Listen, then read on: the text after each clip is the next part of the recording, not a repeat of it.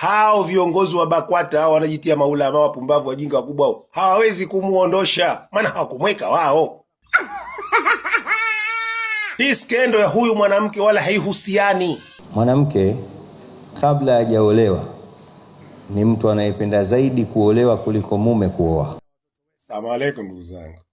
Hebu tusikilize hizi habari za shehe mpya wa BAKWATA. Huyu sio shehe wa mkoa wa Dar es Salaam. Huyu shehe wa BAKWATA. Hebu tumsikilize kwanza. Tuna kazi nzuri tutakayofanya kubwa. Sisi viongozi wako tupo na tuna ujumbe ambao tutakupa kwenye barua yako ambao hatuhitaji katika watu hapa.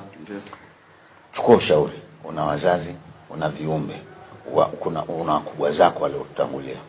Kwa hiyo kuwa mwingi wa kushauriana nao, utopotea na kuombea kila la kheri katika nafasi yako mpya uongozi. Nashukuru sana Sheikh. Kwanza ndugu huyu shehe, kama ndo utaratibu ndio huu wa kuwa apatikane shehe kwa mkoa wote, sio Dar es Salaam tu. Utaratibu mbovu. Utaratibu mbovu. BAKWATA hawastahili wao kuchagua shehe wa katika mkoa fulani.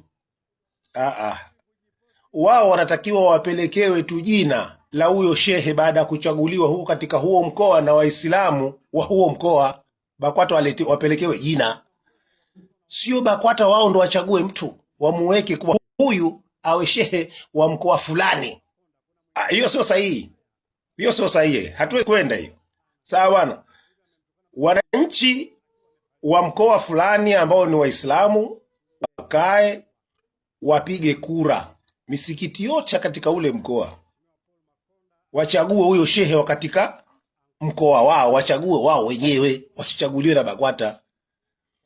Sasa shehe anapochaguliwa na BAKWATA, huyo tusiseme kuwa eti shehe huyu ndiye shehe wa mkoa fulani wakati kachaguliwa na BAKWATA. Haiwezekani. Wenda kwa shehe wa BAKWATA bwana. Kwa hiyo BAKWATA mnakuwa mnalazimisha tu kwa ushehe wa mkoa fulani tumemchagua si awe huyo. Mnalazimisha nyinyi.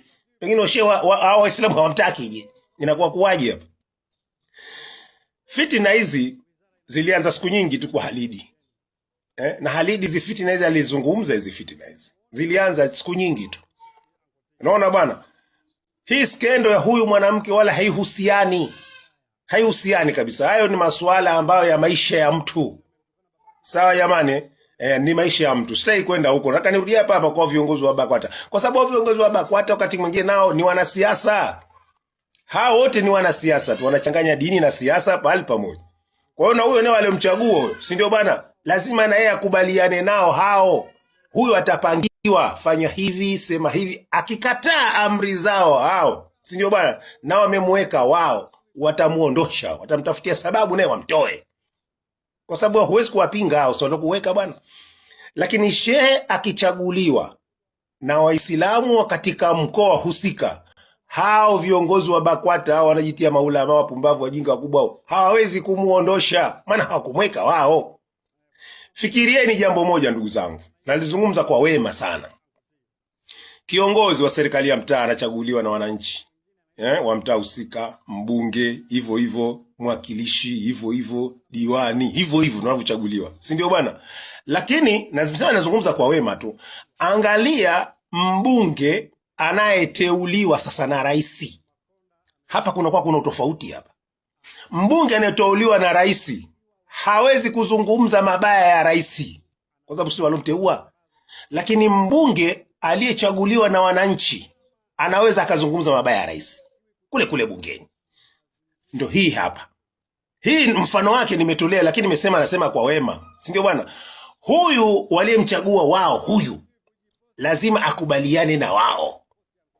Akikataa wanayotaka wao, hawezi kumwacha salama. Watatafuta fitina tu wamtengenezee kama alivyomtengenezea Halidi basi. Lakini kiukweli shehe wa mkoa achaguliwe na Waislamu katika mkoa husika bwana. BAKWATA wapelekewe jina tu. Wakilitaka wasilitake, walipokee. Mazali Waislamu katika mkoa wamepeleka shehe wetu tunomtaka ndio huyo. Awe ndio huyo. Huo ndio kweli. Huyo mlomweka hapo mamluki tu. Mtamtumia mnavyotaka nyewe basi. Huo ndio kweli.